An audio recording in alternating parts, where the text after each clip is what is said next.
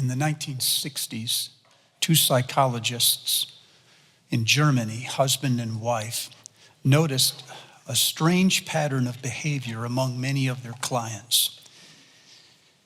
It was a refusal to talk about, even mention, any of the atrocities that had happened in Germany just 15 to 20 years earlier, even though all of them had been through those atrocities.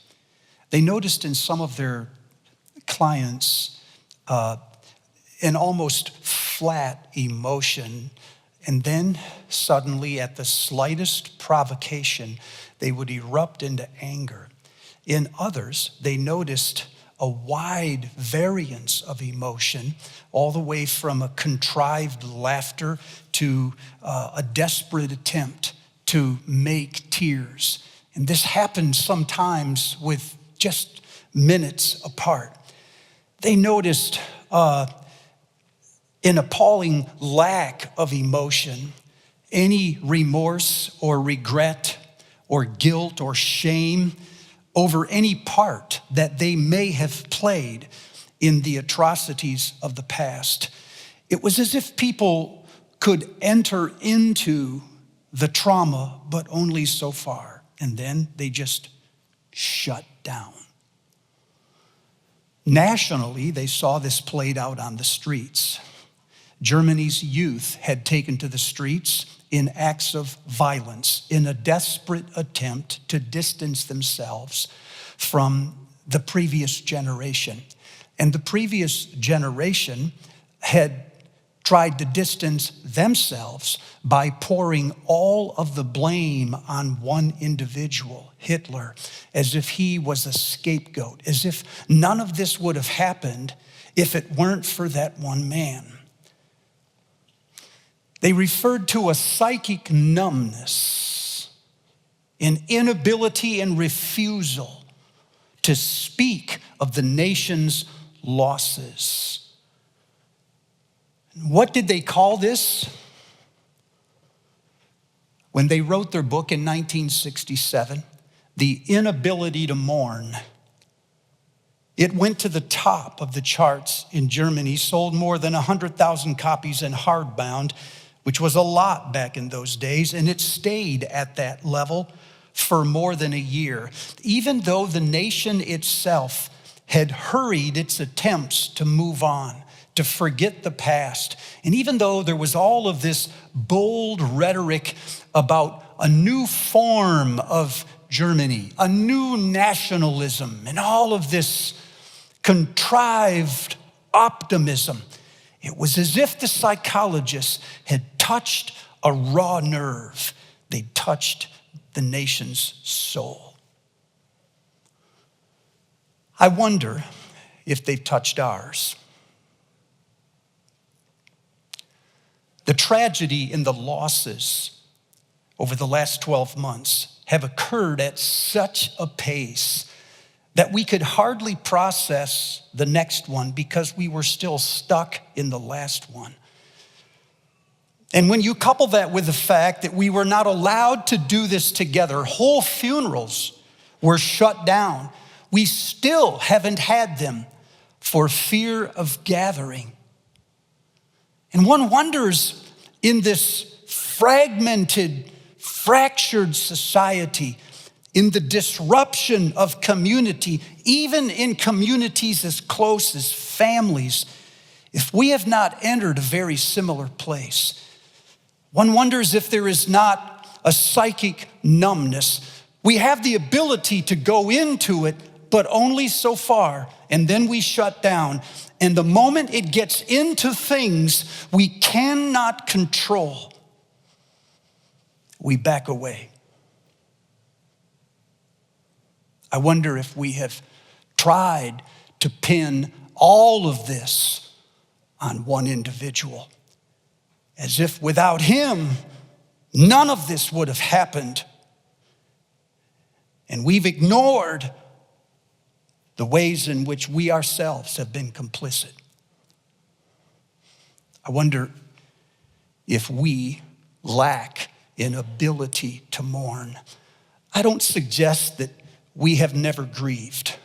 We have for a short season, but we've hurried it quickly so we can get back to normal. I learned this week, you guys, that only 130 to 150 years ago, when a woman lost her husband, she went into 4 stages of mourning, and the first stage lasted for 2 years. She wore black and never left the house for 2 years. A small circle of friends would move in and take care of her needs, but she never went into public circles. And then in the second stage, only 6 months, she went into small circles, but never in public, and always associated with her friends. The whole process took at least 3 years. Today, if it takes longer than 3 days, we start to think that something is wrong with the person who has just suffered the loss.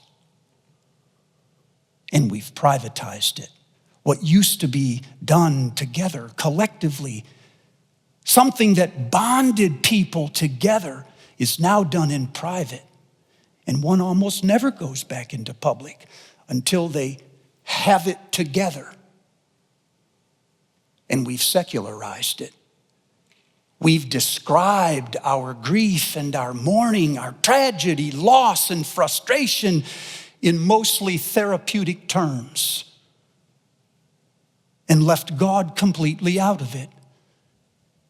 It is almost as if we believe God is not interested in these things, as if he doesn't have the capacity to feel these things. But the Bible says he is a man of sorrows, associated with grief. In the Old Testament, 2 Chronicles is the story of a king who was diseased in his feet.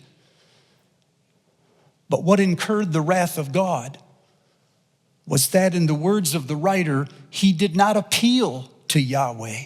He went only to the physicians.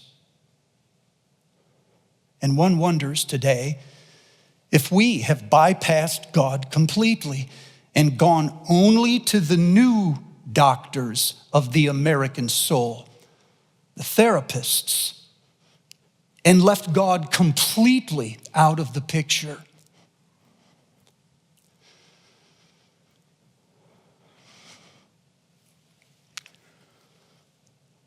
Last year, when all hell broke loose, like it did on September 11, this time we did not run into the chapels. We ran into the streets. We did not cry out to God for mercy. We cried out to our leaders for change.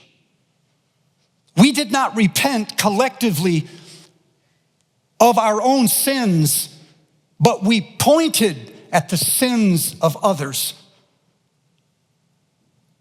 When we should have mourned, we screamed. When there should have been an appalling silence at the collective loss of lives and the injustices across our country, we were told not to be silent, but in fact to scream. Silence was violence, we heard. And I'm not suggesting that the protest or the gathering or the shouting or the calling for change was an inappropriate response. I'm simply suggesting it should not have been the first response.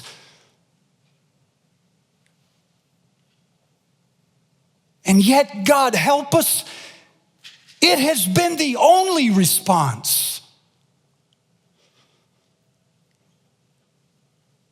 Do we know how, even know how, to sit in the loss and feel as individuals or feel on behalf of the nation what God wants for us and what we have lost? Do we even know how?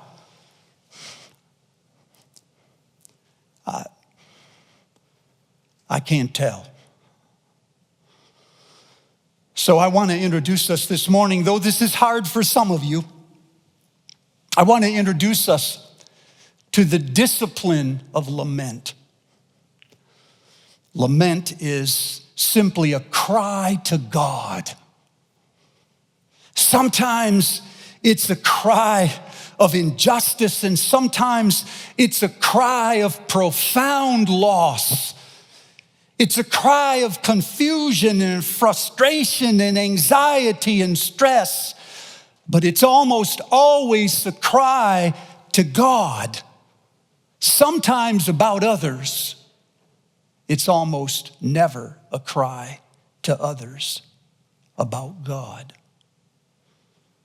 In fact, one of the differences between Job and his 3 advisors is that Job's advisors never once talked to God. They talked to Job about him. Theirs was not the voice of lament.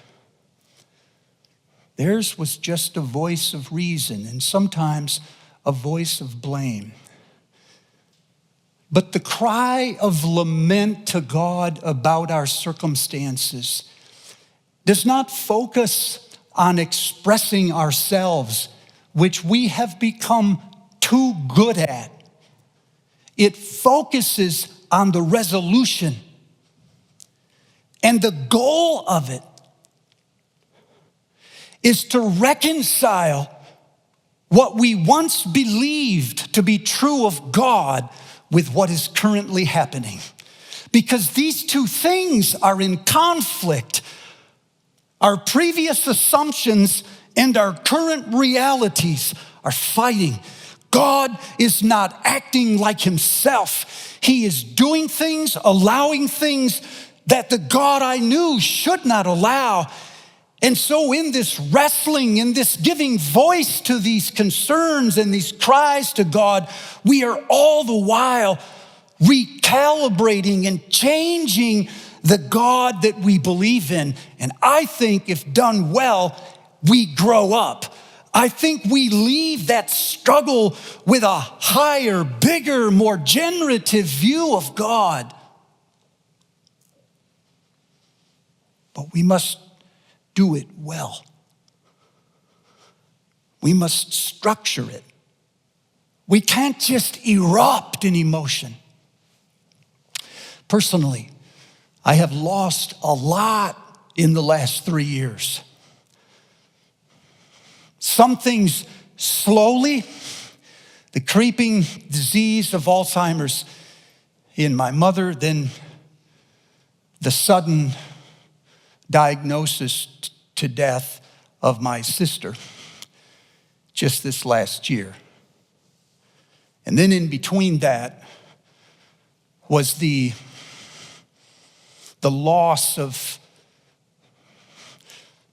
routines and margins and confidence and the loss of innocence, all of it just gone suddenly. And so I found in Jesus something of a pattern that has helped me.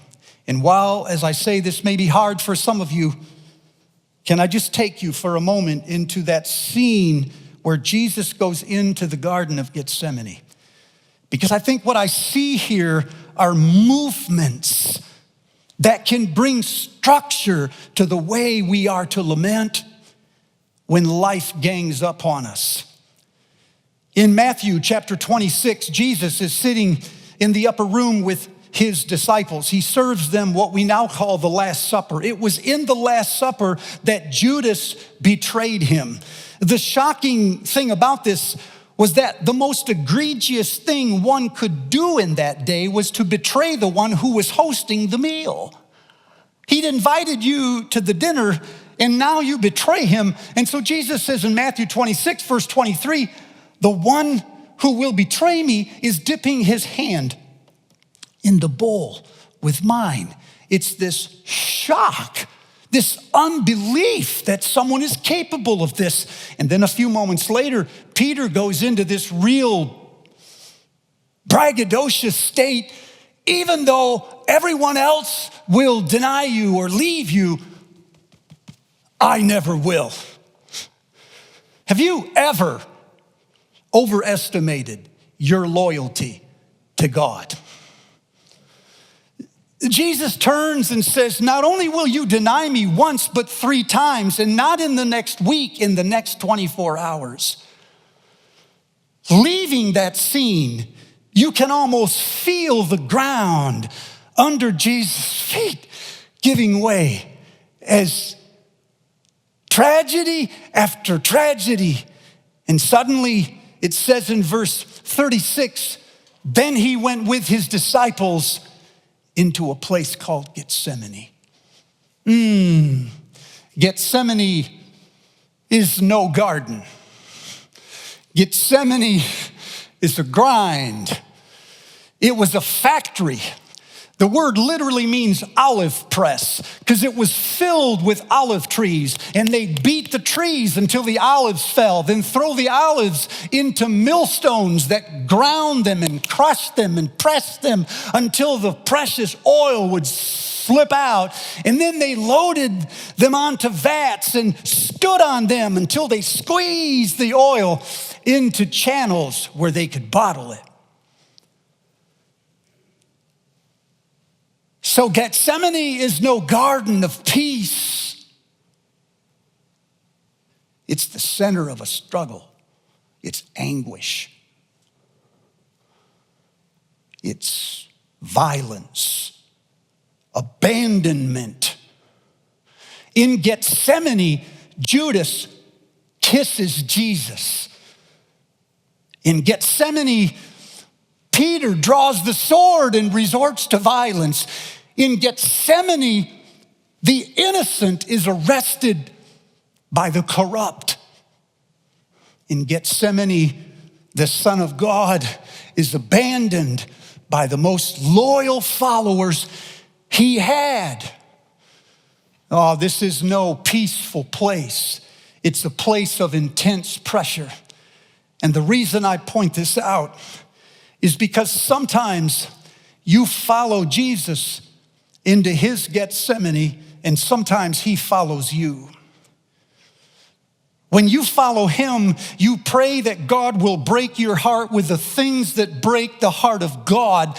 And when you look over the nation, you see things that break the heart of God, and you want more.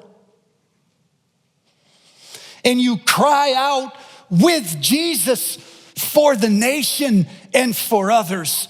Then there's times when Jesus follows you, when all of a sudden everything in your life just starts to give way, and you can feel yourself sliding into that place of loss and abandonment and failure and rejection. Doctor says it's malignant. But we'll do a PET scan. That'll tell us whether it's spread. And you say to yourself, the news will get better. Everybody pray. Well, they pray, and then the PET scan comes back and says it's spread all over.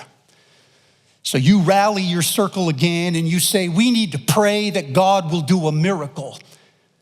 And so you start talking about treatments, and one after another is taken from your hand. That won't work. That can't happen. We can't get to that. You can't endure that. And it seems like one thing after another that you were hoping for is just stripped from you. Until in the middle of the night, it hits you. And immediately your mind starts racing forward 5, 6, 8 months. And you start playing all of these scenarios. Everything that is going to move if this person doesn't get healed. And every memory in every possible scenario cuts again.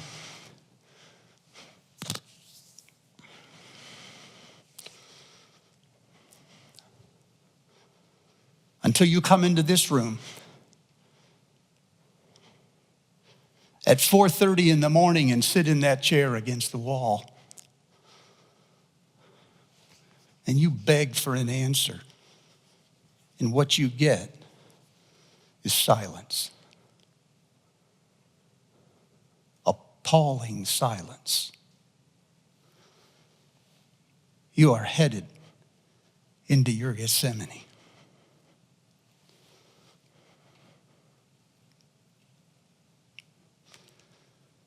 The woman looks at her husband across the table one morning and notices he's getting forgetful. She doesn't say much at first, but then she notices a pattern. She mentioned it to a couple friends. They've noticed it too. And little by little, over the next few months, they watch the memory of this older man start to fade. And the memories go back further and further and further until you have to reach into their childhood to find a time they can still remember. It's like a shadow is just moving over this person's life till they cannot even remember their family. They're headed into Gethsemane. The woman prays that God will heal her marriage. There's been infidelity, she says, but she's praying that God will send someone to speak into her husband's life. How many times have I heard this? And so we gather, we pray, sometimes we anoint, but the abuse, the neglect, and the infidelity continues until it is apparent that this marriage cannot be saved. Now she feels not only the abandonment and rejection at its deepest level, she feels the scrutiny of religious people as they all wonder if she's hard to live with. What did she do wrong? Must have been something. Do you feel it? She's headed into a Gethsemane. In the first movement, Jesus goes into Gethsemane with his friends. You guys, this is a hard place for you to go, but you must remember this. It will happen, and you must go. But you must never go alone. You will be tempted to think you can do this, that you're strong enough. The Son of God takes 11 friends with him into the garden. And so when your friends ask you how you're doing, you should tell them. If they ask you to join them, you should go. If they want to do something for you, you should let them. Your tendency is going to be to pull apart. It is the last thing you need when you work through a lament. It is done as a body. It's done as a community. Let your friends come around you and feel some of what you feel, but they cannot feel it all. Only a few. And so the second movement goes from taking 11 of his friends into the garden to taking 3 of them further in. And to these 3, he admits things he hasn't told the other 8. My soul is troubled. Literally means torn, ripped. I have questions I did not have. I have things I don't know how to process. It is there in a small circle of our friends, those who are closest to us, those who have been with us in the past. They know you, or they know the territory you're going into. Take them. You'll have your 11. You need your 3. Because you need to say things to those 3 you dare not say. I came out of my season, or I'm still in it, I guess. I started to have questions about stuff I've believed my entire life. One night I said to my wife, I want to raise questions, but they're theological in nature. I found 3. There were 3 I could ask. You know why? Because in this position, to ask questions about things you've believed your whole life perjures in some people's minds what you've stood for. What? You? Doubt? Really? Sometimes as a pastor, usually as a pastor, I'm in the 11. When someone goes into it, I'm generally in the first circle. I'm almost never in the 3. And so part of my job is to help people find the 3. Here's the good news. You won't have to find them. They'll find you. They're already around you if you're looking. There are already people close to you who know you better than anyone else, or they know the place where you're going because they've been there before. These are not people who are trying to fix you. They're not going to solve anything. They're not going to counsel. They're going to do exactly what Jesus said. Stay with me and keep watch. Joseph Bailey talks about a time in his life when he lost someone he loved. He said, I was sitting torn by grief. Someone came and talked to me of God's dealings, of why it happened, of hope beyond the grave. He talked constantly. He said things I knew were true. I was unmoved, except to wish he'd go away. He finally did. Another came and sat beside me. He didn't talk. He didn't ask leading questions. He just sat there for an hour. He listened. And when I said something, he answered briefly. He prayed simply and left. I was moved. I was comforted. I hated to see him go. What people need in a time like this is not someone to speak of a time in their life where they went through the same thing. They just need someone to feel it. A month and a half ago, I was online with, it was 15 or 20 African American leaders across the country. Some were in politics in Washington, D.C. Others were activists on the street. Most of them were pastors of some of the largest black churches in America. The subject of racial injustice came up, and when it did, I heard language I had never heard before to describe it. And there was an uneasiness rising up within me as they talked about the injustices that they had endured and are still enduring. I had a tendency, I wanted to offer solutions. Instead, I listened and tried to absorb. And then, when it was over, I texted Joanne Lyon, who made that conversation possible, and said something like this: whenever racial injustice comes up, white people get nervous because we feel culpable and we don't know how to resolve it.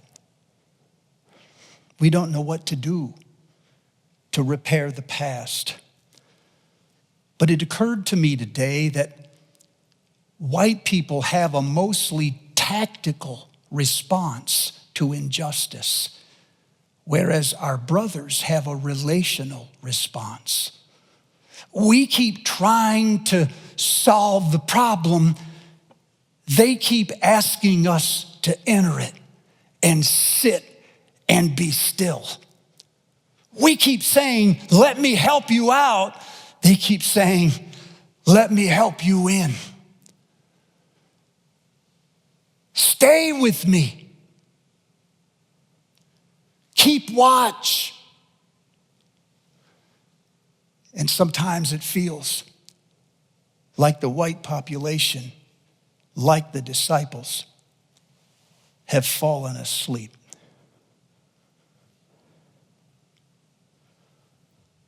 The third movement, the last one, you must go alone. You can take 11 with you into the garden. You take only 3 further in. But for that last leg, you must say, as Jesus did, keep watch and go further still yourself. And there, in the center of the garden, in the depth of your grief, you will find God.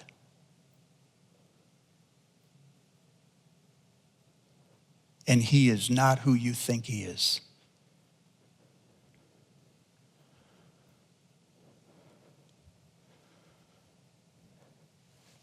You will negotiate, beg, plead your case. You will start to say, if it is possible, let this pass. And then suddenly, you will start to feel that this is not going to pass. And in that moment, you are caught between 2 wills, yours and the will of God. You want what you want badly, but it's becoming more and more apparent that this is going to go another way. And in that tension, you will either feel abandoned by God. Why won't God enter into this struggle and fix the problem? Or you will recognize that God himself has absorbed the problem. God is not only the one listening to the cry, God is himself the one crying. In the God-man Jesus, there is voice, there is language to your grief and your struggle. You have nothing to teach God about grief that he does not already know. Every emotion that you're wrestling with, he still feels, and he can say it better than you can say it, and he says it on your behalf. So there in the center of the garden, you find out that God is not this impassible sovereign who cannot be touched. God is vulnerable. He can be got. He can be burned. He can be hurt. He can cry.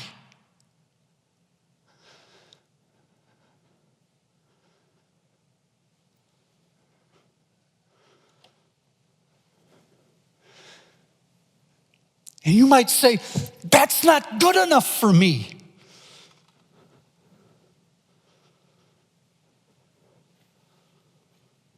Why? Why isn't that good enough?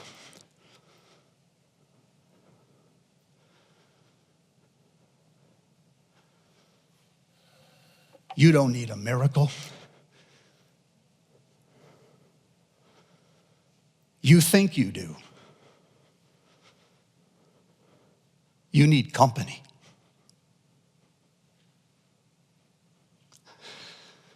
You need someone to get in it, under it with you, and say, whatever happens to you happens to me at the same time.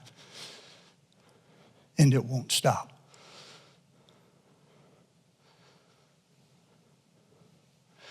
You need one to both articulate your grief and one to hear it.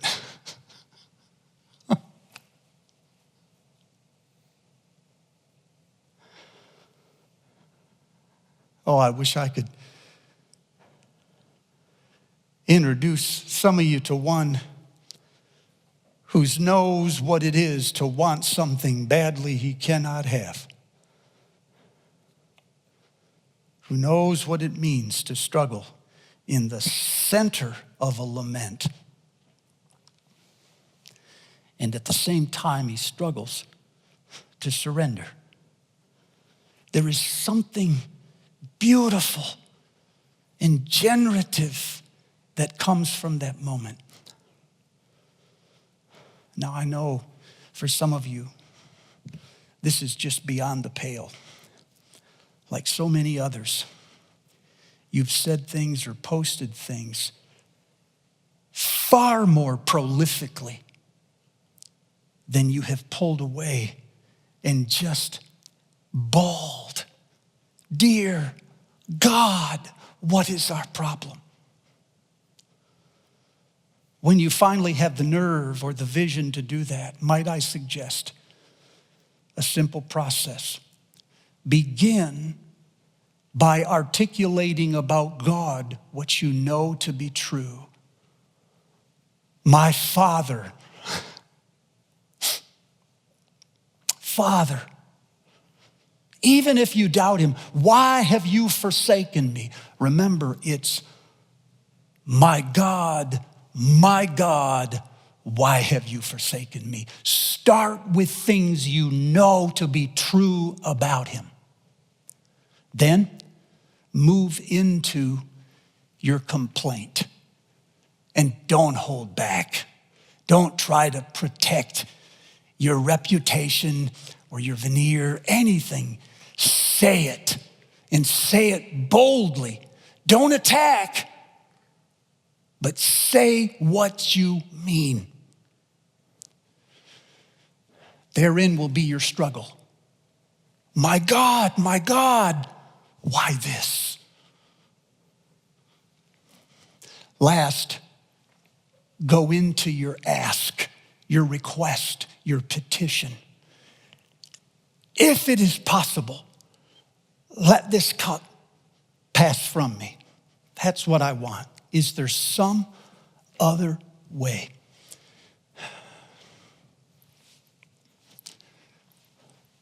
Then you must pivot out of that ask and come back to the God that you know. Nevertheless, what you want, not what I want. Some of you this morning, your laments are stopping at the complaint, and you've never got into the ask. And so your prayers have become just mourning, just venting. And some of you are just stating an ask without waging the complaint. God, this is what's happening. This is what we need. And some of us, we haven't pivoted to come back to the God we believe in. Nevertheless, your will be done. This Wednesday, Ash Wednesday, we're going to actually structure the service to help us find language for lament. This morning, I just want to help you find it. Because if you're like so many others, like me, in fact, you've lost it in all of your words. High on reason, low on grief. Would you just bow your heads for a moment? I want to ask you a few questions.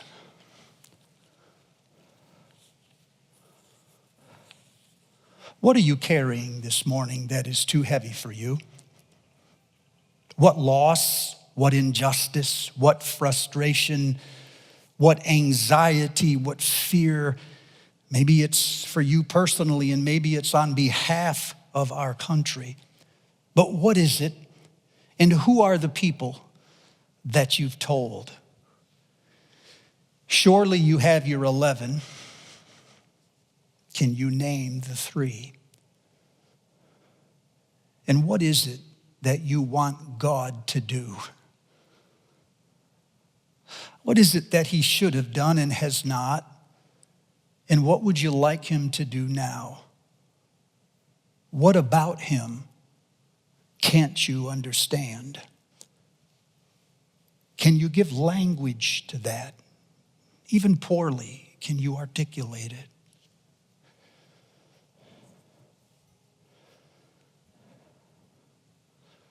And finally, What do you know of God in spite of this that'll never change? Jesus, I'm hoping that we touched part of our collective soul this morning.